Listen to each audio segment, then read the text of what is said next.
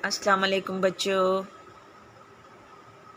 आज हम पढ़ेंगे वज़ू का तरीका। चलें वज़ू का तरीका शुरू करते हैं।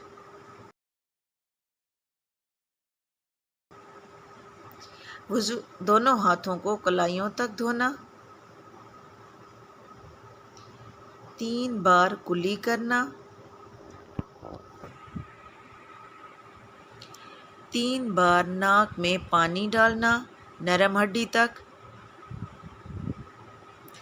3 बार पूरा चेहरा धोना,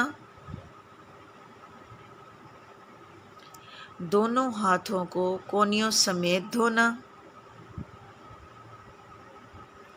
चौथाई सर का मसा करना, दोनों पाँव टखनों समेत धोना,